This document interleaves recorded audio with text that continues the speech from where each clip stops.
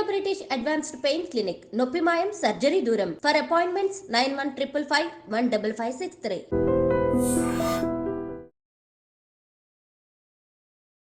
Hi hello నమస్తే, welcome back to iDream media. ఈరోజు మనతో ఉన్నారు సర్టిఫైడ్ ఫైనాన్షియల్ ప్లానర్ అయిన సుభాష్ బాబు గారు. సో ఎక్కువగా మ్యూచువల్ ఫండ్స్లో ఇన్వెస్ట్ చేయడం అనేది చాలామందికి ఈ మధ్యన అలవాటు అయింది అండ్ చాలామంది ఇన్వెస్టర్స్ వస్తూ ఉన్నారు. 25,000 కోట్లు మనకి ఎస్ఐపి ద్వారా వస్తూ ఉన్నాయి. అయితే ఎస్ఐపి అనేది ఏ డేట్స్లో చేయడం చాలా ఇంపార్టెంట్. ఏ డేట్స్లో చేయడం వల్ల మీరు ఒక మంచి రిటర్న్ అనేది చూస్తారు, అసలు ఎలా పాసిబిలిటీ ఉంటుందా, ఈ విషయాలన్నీ కూడా సార్ని అడిగి తెలుసుకుందాం. నమస్తే సార్. నమస్కారం అండి. సార్, ఎస్ఐపి అనేది చాలా సిస్టమేటిక్గా క్రమశిక్షణతో చేసే ఒక ప్రొసీజర్.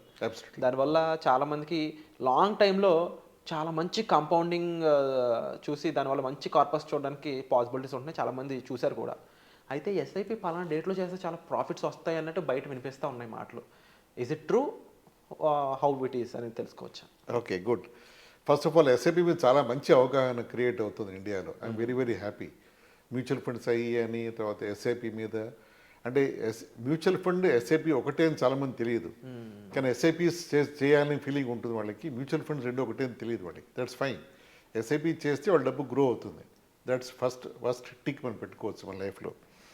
తర్వాత ఒక డేట్లో చేస్తే రిటర్న్స్ బాగా వస్తాయి అని ఒక కామన్ థాట్స్ వింటూ ఉంటాను నేను కూడా అప్పుడప్పుడు. అది వింటే నాకు కొంచెం స్మైల్ వస్తుంది ఫేస్ మీద. ఎందుకంటే ఏదో అపోహల్లో మనం డిఫరెంట్గా మనం వీఆర్ వెరీ హ్యాపీ నేను catching some point and spending time on it. First పెడితే బెటరా, 5th, 10th, 15th, 20th అని చాలా ఇవి ఉంటాయి, థాట్స్ ఉంటాయి. షార్ట్ ఆన్సర్ ఏమిటంటే ఏ రోజు పెట్టినా it hardly makes a difference. What is important is మన డిసిప్లిన్గా ఆ డేట్ని ఇన్వెస్ట్మెంట్ చేయగలగాలి.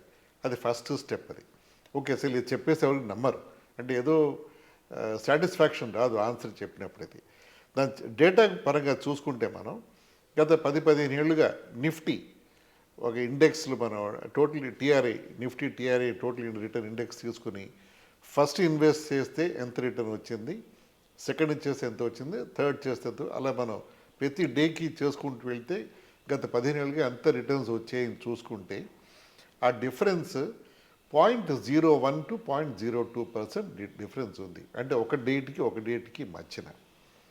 సో ఆ 0.01, 0.02% అంటే డిఫరెన్స్ లేనట్టే లెక్క యాక్చువల్గా చెప్పాలి అంటే. సో డేటా కూడా స్ట్రాంగ్గా ఏం చెప్తోంది అంటే ఏ డేట్ పెట్టినా పర్వాలేదు, ఆ డేట్ మనం మెయింటైన్ చేయాలి సిస్టమేటిక్గా. ఆ పేరులో ఎస్ఐపి సిస్టమేటిక్ ఉండగా ఎలాగ ఉంది, అది చేసుకుంటూ వెళ్ళాలి. ఇంకోటి వింటూ ఉంటాం కామన్గా మనం, లంసమ్ చేస్తే బెటరా, ఎస్ఐపి చేస్తే బెటరా అని. లంసమ్ ఎస్ఐపిని కమిట్ అవ్వలేను, లంసమ్ చేస్తా అని అంటారు. ఫైన్, లంసమ్ చేసినా కూడా ఇన్వెస్ట్మెంటే. అది కూడా మనం లంసమ్ కూడా జాగ్రత్తగా తగిన డేట్కి అనుకున్నప్పుడు ఇన్వెస్ట్మెంట్ చేయాలి. అది ఇంకోటి ఏమిటంటే ఎస్ఐపి చేసేప్పుడు కొంతమంది బిజినెస్ వాళ్ళు ఉంటారు, కొంతమంది శాలరీడ్ వాళ్ళు ఉంటారు. సో శాలరీ వాళ్ళకి వాళ్ళ కంఫర్ట్ బట్టి వాళ్ళ జీతం 4th, 5th, 2nd, 3rd ఎప్పుడు పడితే ఆ డేట్స్లో వాళ్ళు ఆ డేట్ రేంజ్లో వాళ్ళు ఎస్ఐపి ప్లాన్ చేసుకుంటారు. బిజినెస్ వాళ్ళ దగ్గరికి వచ్చేప్పటి వాళ్ళకి ఒక ఫిక్స్డ్గా డేట్స్లో డబ్బు రాదు కాబట్టి నెలప్పుడు వాళ్ళకి డబ్బు పడుతూ ఉండొచ్చు, వాళ్ళ ఖర్చులు పడుతూ ఉంటే వాళ్ళకి అది వాళ్ళ బిజినెస్ ప్యాటర్న్ బట్టి వాళ్ళు చూసుకోవాలి. కానీ వాళ్ళకు కూడా ఒక మెథడ్ మ్యాడ్నెస్ ఉంటుంది. ఆ బిజినెస్ కూడా ఏదో ప్యాటర్న్ మనం పట్టుకుంటారు, వాళ్ళే పట్టుకోగలరు. ఆ డేట్లో చాలామంది 10th, 15th ప్రాంతాల్లో వాళ్ళు పెట్టడం జరుగుతుంది బిజినెస్ వాళ్ళు. ఎందుకంటే అది వాళ్ళ కంఫర్ట్. ఎందుకంటే 10th కంటే నెల స్టార్ట్ అయిపోగానే డెబిట్ వచ్చేస్తుంటే వాళ్ళు ఆలోచించుకోవాలి. 10 days టైం ఉంది కాబట్టి okay 10th 50,000, 1 lakh SIP debit వస్తుంది అని వాళ్ళు దాన్ని ప్రిపేర్ అవ్వచ్చు దానికి. అంతే తప్ప 10th పెడితే ఎక్కువ రిటర్న్ వస్తుంది, 15 పెడితే ఎక్కువ రిటర్న్ వస్తుంది మాత్రం కానీ కాదు. ఏ డేట్ కంఫర్టబుల్ ఆ డేట్ పెట్టుకుంటే బెస్ట్. అది నా లెక్కలు. అండ్ చాలామందికి కంఫర్టబుల్ డేట్ అన్నా కూడా ఈ ఆటో డేట్లో తప్పుతూ ఉంటుంది ఒక్కొక్కసారి. అంటే దీని మీద ఉన్న కామన్ డౌట్స్ అడుగుతాను మామూలుగా. ఇన్ కేస్ అలా మిస్ అయినప్పుడు, చెక్ బౌన్స్ అవడం లాంటివి జరుగుతున్నప్పుడు ఏంటి జరిగే మైనస్లు ఏంటి, అలా మిస్ అయ్యాక మనం ఇమీడియట్గా తీసుకోవాల్సిన ప్రికాషన్స్ ఏంటి చెప్తారు? చాలా మంచి కోసం వేశారండి. మ్యూచువల్ ఫండ్స్ అంటే చాలామందికి అపోహలు చాలా ఉన్నాయి. ఎస్ఐపి అంటే ఈఎంఐ లాగా కంగారు పడిపోతూ ఉంటారు. డేట్ అయిపోయింది, 5th డేట్ అయిపోయింది, నాకు ఆ రోజున కప్పుకున్న నా సాలరీ డిలేట్గా పడుతుంది, పర్వాలేదా, బౌన్స్ అవుతుంది ఎస్ఐపి పర్వాలేదా అని భయపడతారు. ఏం భయపడక్కర్లేదు. అది మీ డబ్బు మీ ఇన్వెస్ట్మెంట్. మీరు మిస్ అయితే దానికి మీరే బాధ్యులు తప్ప మీకేం ఫోన్స్ రావు, మీకే ఇబ్బంది ఉండదు. అంటే ఈఎంఐ కట్టకపోతే వచ్చే ఫోన్స్ లాగా దీనికేం రాదు.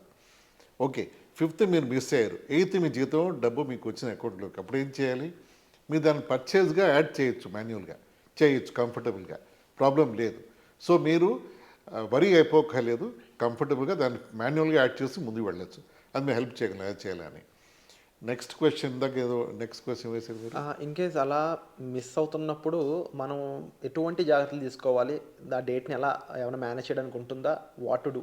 యా, ఒకటి ఆబ్వియస్గా మన ఆ డేట్కి ప్రిపేర్డ్గా ఉంటే ఈ హెడేక్స్ వరీ మనం అవాయిడ్ చేసుకోవచ్చు. అన్అవాయిడబుల్గా జరిగితే నేను చెప్పినట్టు మాన్యువల్గా యాడ్ చేయొచ్చు. టెన్షన్ ఏం పడక్కర్లేదు. Thank you, congratulate. డేట్ని ఏమైనా మార్చగలం అంటారు? ఒక్కొక్కసారి మనకు డేట్ ఫిక్స్ అయ్యి ఒక 6 నెలలో 7 నెలల పాటు బాగానే జరిగి నెక్స్ట్ టైం మనకు అసలు అవ్వట్లేదు, పాసిబిలిటీ మారింది, maybe due to employment change కానీ లేకపోతే డ్యూ టు సమ్ సిచ్యువేషన్స్ అనుకున్నప్పుడు ఆ డేట్ని ఇన్వెస్ట్మెంట్ ఆపేయడం కాకుండా డేట్ని పోస్ట్పోన్ చేయడానికి ఏమైనా పాసిబిలిటీ ఉంటుందా? ప్రొసీజర్ ఏముంటుంది? అఫ్కోర్స్ ఉంటుందండి. మీరు డేట్ మార్చచ్చు, అమౌంట్ మార్చచ్చు, 1 month 2 months 3 months SIP pass చేయొచ్చు. మీరు ఉద్యోగం మారుతున్నారు ఏదో కారణం వల్ల, లేకపోతే మెటర్నిటీ లీవ్, ఆడవాళ్ళు మెటర్నిటీ లీవ్లో ఉన్నప్పుడు జీతం తక్కువ అయినప్పుడు అనేటప్పుడు 6 months 9 months ఎస్ఐపి స్టాప్ చేయొచ్చు. మీరు స్టాప్ చేసి మళ్ళీ రివైవ్ చేయొచ్చు, మళ్ళీ స్టార్ట్ చేయొచ్చు. అన్ని ఫ్లెక్సిబిలిటీస్ ఇన్వెస్ట్మెంట్స్ ఎస్ఐపి మోడ్లో ఉన్నాయి. మన ఇన్వెస్ట్మెంట్ చేయడం ఒకటి ఆలస్యం. అన్ని ప్రాసెస్లో అన్ని ఫ్లెక్సిబిలిటీస్ ఉన్నాయి, ప్రాబ్లం లేదు. అండ్ జనరల్గా ఎస్ఐపి చెయ్యని వాళ్ళకి మీరు ఇచ్చే సజెషన్ ఏంటి సార్? అసలు ఎస్ఐపి చేయడానికి వాళ్ళకి మీరు ఇచ్చే మోటివేషన్ ఏంటి? చాలా సింపుల్ మోటివేషన్ అండి. మీరు మిస్ అయిపోతున్నారు, missing the journey.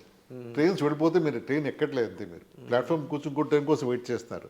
Me journey వెళ్ళాల్సి ఉంటేది ముందు వెళ్తోంది, అది ఎక్కండి చాలు. ఎక్కితే మీరు మీ గమ్యం చేరిపోతారు మీరు. అంతే తప్ప మీరు ఎన్నో ఎగ్జాంపుల్స్ చూపించవచ్చు.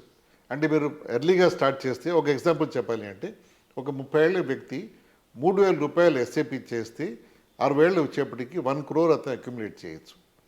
30 ఏళ్ళ వ్యక్తి 3,000 రూపాయలు ఇన్వెస్ట్ చేస్తే ఎస్ఐపి చేస్తే, అదే 40 ఏళ్ళ వ్యక్తి అంటే 10 ఏళ్ళు అతను ప్లాట్ఫామ్ కూర్చొని టైంపాస్ చేసి చూడకుండా ఉన్నవాడైతే 40 ఏళ్ళ దగ్గరికి వచ్చేప్పటికి అతని వాల్యూ 12,000 రూపాయల ఎస్ఐపి ఇన్వెస్ట్మెంట్ చేయాలి. అది 50 ఏళ్ళ దాకా వెయిట్ చేసి ఇన్వెస్ట్ చేస్తే అది 40,000 రూపాయలు అవుతుంది. అంటే 3,000 14,000 40,000 అవుతుంది. అదే 1 కోటి రూపాయలు 60 ఏళ్ళకి వచ్చేప్పటికి అతను సంపాదించాలి అంటే సింపుల్గా 3,000 రూపాయలతో చేసుకునే పనిని 50 ఏళ్ళ దాకా వెయిట్ చేస్తే 40,000 కంటే ఇక్కడ స్టార్ట్ చేస్తే ఎంతో కంఫర్టబుల్గా అతను ముందుకు వెళ్ళిపోవచ్చు. బహుశా టైంకి ఉన్న ఇంపార్టెన్స్ని ఎస్ఐపితో చెప్పవచ్చేమో. కరెక్ట్, టైం చాలా important. So starting early is the biggest Mantra in SIP mutual ఫండ్స్లో. So very great information sir, thank you so much. So ఇలాంటి మరింత గైడెన్స్ మీకు కావాలనుకున్నట్లయితే మీరు డిస్ప్లే అవుతున్న నెంబర్స్ కాల్ చేసి సార్తో మాట్లాడవచ్చు. అయితే ఈ ఎపిసోడ్పై మీ ఒపీనియన్ ఏంటో కామెంట్ సెక్షన్లో మెన్షన్ చేయండి. అండ్ తప్పకుండా ఎస్ఐపి గురించి మీకున్న డౌట్స్ ఏంటి, మీకున్న అపోహలు ఏంటి, వాటి గురించి కామెంట్ సెక్షన్లో మెన్షన్ చేసినట్లయితే వాటి గురించి తప్పకుండా ఒక ప్రత్యేకమైన ఎపిసోడ్ చేయడానికి మాకు వెసులుబాటు ఉంటుంది. అండ్ చూస్తూనే ఉండండి ఈ ఛానల్ని. వచ్చే ఎపిసోడ్లో మళ్ళీ కలుద్దాం. Thank you so much.